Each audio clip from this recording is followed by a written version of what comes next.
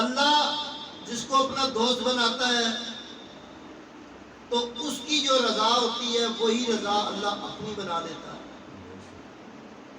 اس کی رضا میں اللہ کی رضا ہے. اسی لیے تو امام الانبیاء حضرت محمد مصطفیٰ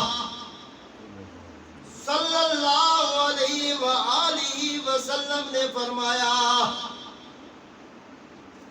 میں طائف کی گلیوں میں، مکے میں، مدینے میں جب چلتا تھا میں تو اللہ اکبر کی صدائیں لگاتا تھا، میں قل هو اللہ احد کی صدائیں لگاتا تھا، لم یلد ولم یولد کی صدائیں لگاتا تھا. اتنی صدائیں لگائیں کہ مکے والے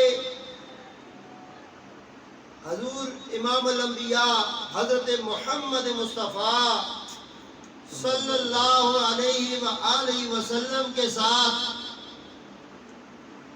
کوئی کچا تعلق نہیں رکھتے تھے.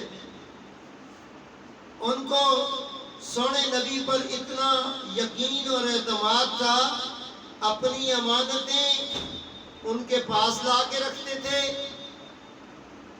اور ان کو صادق کہتے تھے، صادق اور امین کہتے تھے. اب جو صادق بھی ہو امین بھی ہو، اس کی لڑائی کی وجہ کیا بنی؟ کفار تو خاتم الانبیاء کے ساتھ اپنا بڑا پکا تعلق رکھنے والے تھے. دشمنی کی وجہ کیا بنی؟ کفار سے ٹکر کی وجہ کیا بنی؟